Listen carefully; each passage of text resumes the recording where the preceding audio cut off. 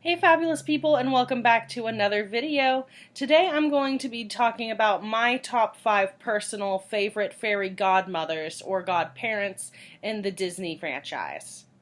Now what I mean by godparent is any character that provides for the main character advice or aid through a magical or spiritual means.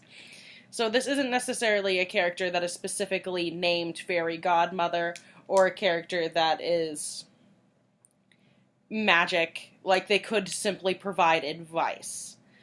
Now that said, I am excluding certain characters from this list. For example, Ursula in The Little Mermaid fills that role of providing a magical aid to Ariel to allow her to achieve her goal. However, as Ursula is the primary antagonist of the film, I'm not including her as fairy godmother. And wow, is my shirt bright. Sorry guys, I didn't think about that. Anyway, I'm going to continue on with this list, and in number 5, I'm listing the genie from Aladdin. Now, I know what you're saying, how could he be so low on the list? But honestly, I don't like Aladdin that much. Like, it's a fun movie, it genuinely is, but especially in concern with the other Disney Princess franchise movies, I don't know, it just didn't catch my interest as much.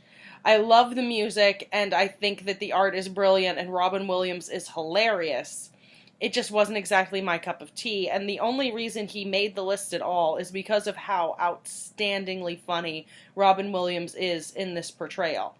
Now, this is specifically Robin Williams' genie, because there have been other instances where the genie wasn't voiced by Robin, such as the sequel The Return of Jafar and the animated series, in which you had a voice actor that was doing a Robin Williams impersonation or imitation, and they generally did a decent job, but you could tell that it wasn't the same person, and it felt weird. So that's why the genie is so low on this list. For number 4, I'm actually talking about Mary Poppins. And this could be another instance of why are they so low on the list? And part of it is just because she takes up so much of the movie. Again, the movie is named after her, that you don't really get any of those one-on-one magic moments. You don't get any, like, bibbidi-bobbidi-boo moment where here is my advice that is going to aid you overall, because the entire movie is that. And it doesn't seem fair to really consider her in that sense, because she is the title character. She is the one carrying the movie. You can argue that the children are the actual primary characters, but I don't remember their names, so how important are they?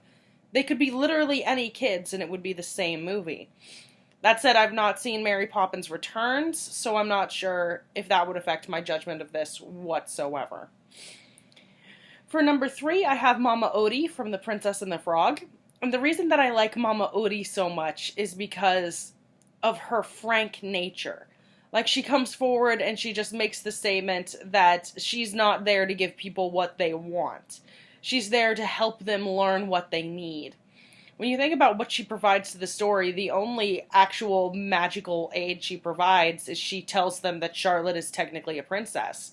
Other than that, all she does is tell them that they need to listen to themselves and get to know themselves better before they can properly move forward. And I think that that's a really interesting and really clever message and really important message to convey to kids.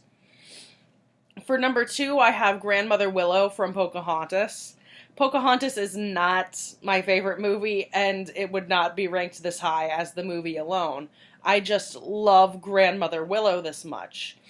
She's witty but soft-spoken. She's funny but gentle. And I think that it's an interesting dichotomy. I think it's a stupid choice that she is a literal tree in order to convey the natives communing with nature, but I love the character herself. And I particularly love the message that she conveys. In the first movie, the message is that she needs to listen to, that Pocahontas specifically needs to listen to the spirit of the world around her and learn what other people need and what the world around her needs, which turns out the answer to that is compassion and understanding. Whereas in the sequel, Pocahontas 2, Journey to a New World, The message that she brings is that Pocahontas needs to listen to herself and start making decisions for what she wants, which actually turns out to be a more difficult task for Pocahontas, and she struggles with listening to herself over the needs of literally everyone else. But I think that those are two very important messages to be bringing forward and to have kids learn about. Now, before I go to my number one pick, I want to talk about some honorable mentions. Number one being the fairy godmother from Cinderella, the one who has no name other than fairy godmother. She is exactly what Cinderella needs in that moment, and she steps forward to do a beautiful job of consoling and then providing. And honestly, it's just great. That said, in the live-action Cinderella, I wasn't a huge fan of, I believe it's Helena Bonham Carter. She didn't do a bad job, it just didn't feel as genuine to me. Maybe because they dropped the kindly old woman guys and had her be an attractive woman who may or may not be the same age as Cinderella, which, meh, I liked her as a kindly old woman, and honestly, we have so many movies where the main character is young. We need other people in order to have a broader cast and a more interesting cast. And I just think that that was a poor decision. Flora, Fauna, and Merryweather from Sleeping Beauty. I love all three of these characters, and I love the way they play off each other, and I think they get more scenes than Aurora herself. And I know that they have more dialogue than her. You can make the argument that Sleeping Beauty is not about Aurora, but that it's about Flora, Fauna, and Merryweather. And I couldn't pick between the three of them. The way that they capture the screen comes from the way they play off each other. And that's really the reason why I put them as honorable mentions, is because it wouldn't be fair to give a spot to all three of them. And in any case, I don't know. They lack a lot of personality when they don't have another equally strong one to bounce off of. They need each other in order to be a good character. And finally, I'm including Peg from The Lady and the Tramp. Now, this might seem like a weird choice for this list, given that it's the fairy godmother list, but like I said, by what I'm defining fairy godmother as is any character that provides magical or spiritual aid to our main character. Our main character in this instance being Lady. And the spiritual aid that she provides Lady is giving her the knowledge in who Tramp is. Like, Lady's been spending this time with him and genuinely enjoying herself and immersing herself into this new world of what it could mean to be a dog as opposed to how she's been living her life. But Tramp's been hiding things from her. He's been hiding his past as a philanderer from her.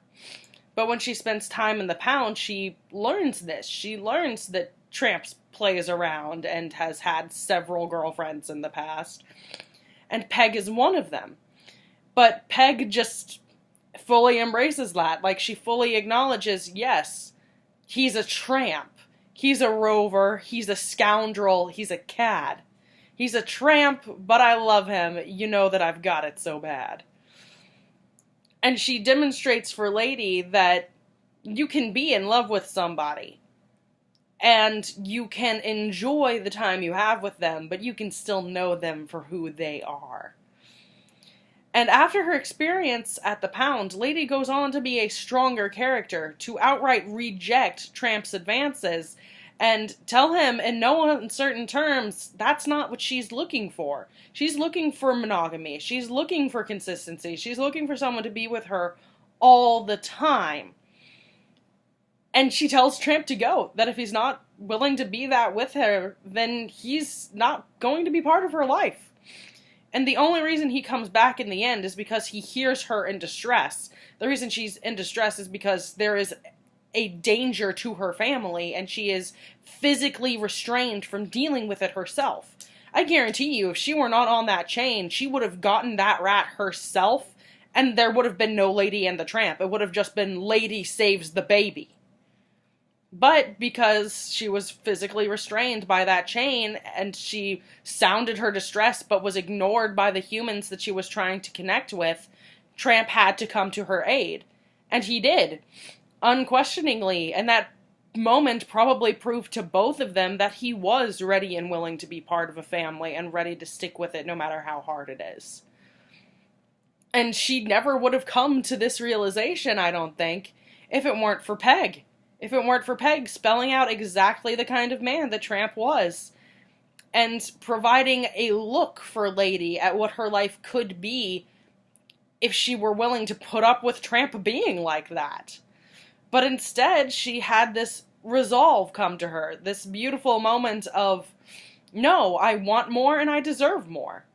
And that's a really, really interesting message, and the more I talk about it, the more I think that I should have put Peg on the list instead of having her as an honorable mention, because I have probably talked more about her than any other character.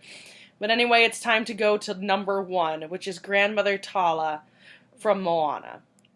I love Grandmother Tala.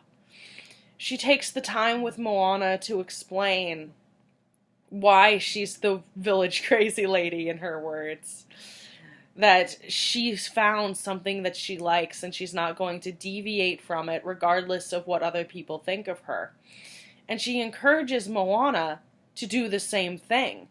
She doesn't encourage her to disobey her parents. The lines literally include, "Mind what he says. You are your father's daughter, full of stubbornness and pride. Mind what he says, but remember, you may hear a voice inside. And if that voice starts to whisper to follow the farthest star, Moana, that voice inside is who you are." She's advising Moana to both listen to what her parents have to say, because her parents do love and care and want to protect her. But she's also warning Moana, what your parents have to say might not necessarily be what you know is what you want to do and what you need to do. And you'll have to make a choice someday to act or not to. And Tala's not actively guilting her in either direction. She lets Moana decide if she wants to hear it or not. Moana even comes to a point where she's frustrated and at her lowest point and asks Tala, "Do you have something you want to say to me?" And Tala answers, "Is there something you want to hear?"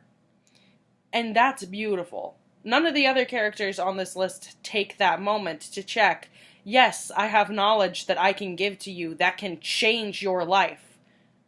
Do you want your life to change? She gives her that choice.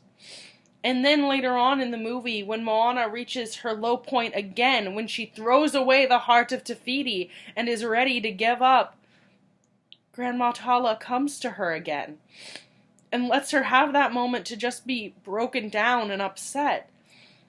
And Tala takes the time to let her know that it's okay to give up if that's what she chooses to do.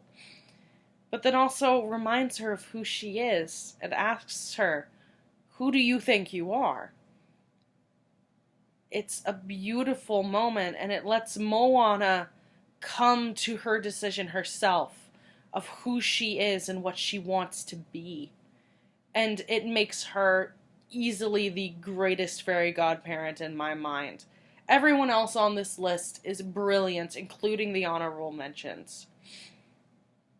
But Grandmother Tala takes the time to ask if guidance is what is wanted, if aid is what is wanted, and lets her granddaughter do what she will with that knowledge moving forward. And I think that that is genuinely beautiful, and that is why she is my favorite fairy godparent in all of Disney.